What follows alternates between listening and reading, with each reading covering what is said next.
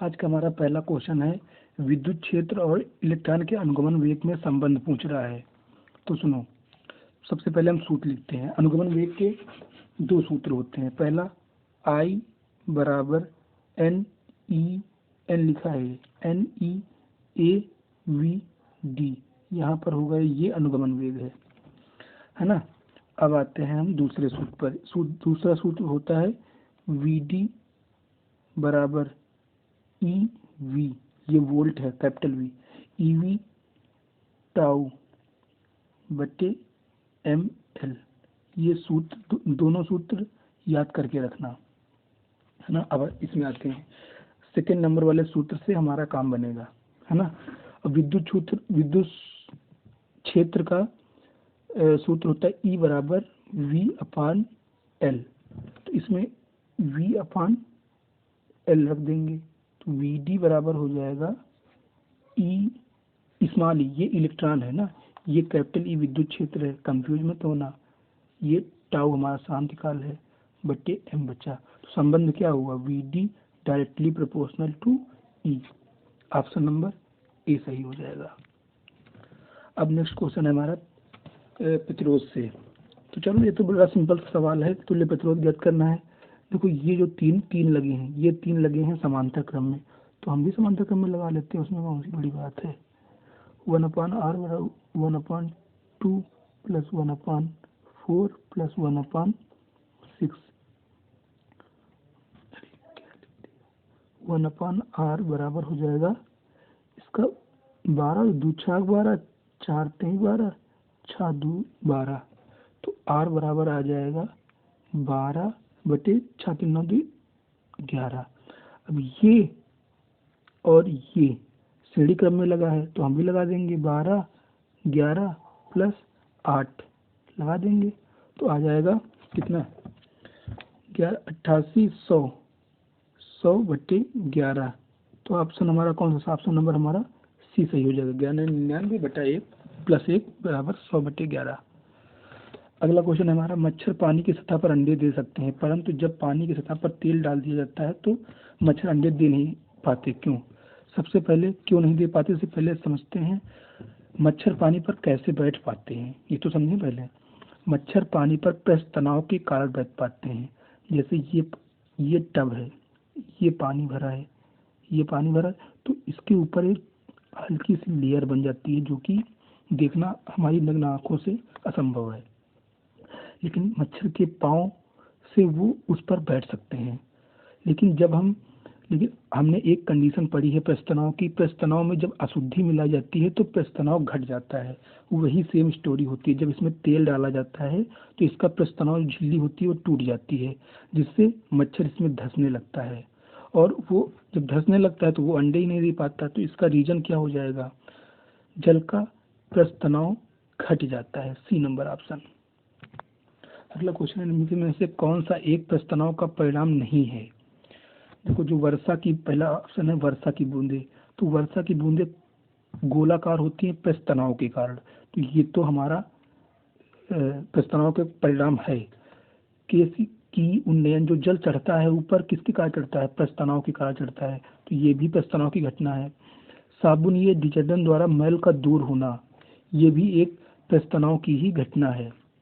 अब आते हैं डी नंबर, किसी द्रव का प्रवाह, ये हमारा गलत हो जाएगा, तो इसमें आंसर हो जाएगा ऑप्शन नंबर डी। अगला क्वेश्चन है, एक बल के अंतर्गत 2 किलोग्राम, m बराबर दिया है 2 kg, ठीक है।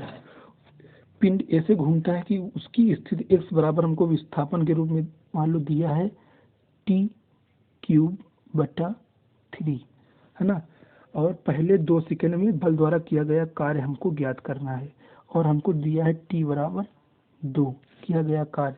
तो हम इसमें सूत्र क्या लगाएंगे, 1/2 mv²।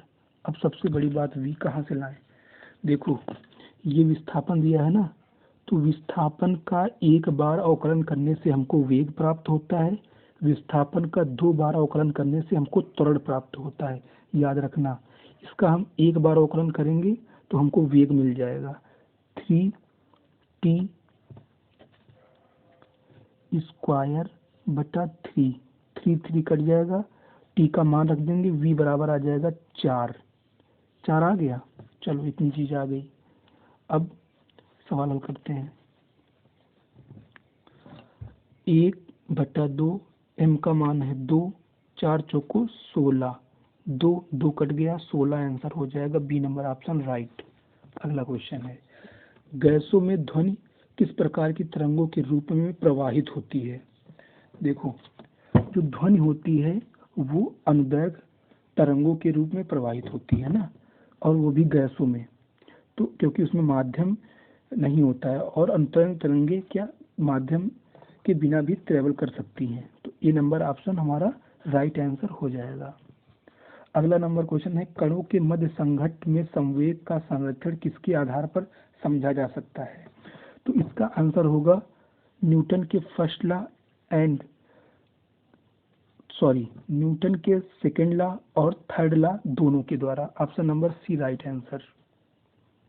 चलो अगला क्वेश्चन, ध्वनि की प्रबलता किससे संबंधित है। तो ध्वनि की प्रबलता आयाम से संबंधित है, याद रखना इसको। अगला क्वेश्चन है हमारा, खोखले गोले का द्रव्यमान m है तथा त्रिज्या r है, इसके व्यास के परितः जड़त्वाघूर्ण होगा। तो चलो अब ये भी हम आपको क्लियर कर देते हैं। कल की वीडियो में, जो सेट 1 है फिजिक्स का डेली टॉप 10 का, उसमें मैंने आपको चकती, डिस्क, वलय ये सब क्लियर करा दिए थे, है ना। अब इसमें हम खोखला गोला भी क्लियर करा देते हैं। खोखला गोला जड़त्वाघूर्ण होगा 2/3 mr², और यहीं पर ठोस गोला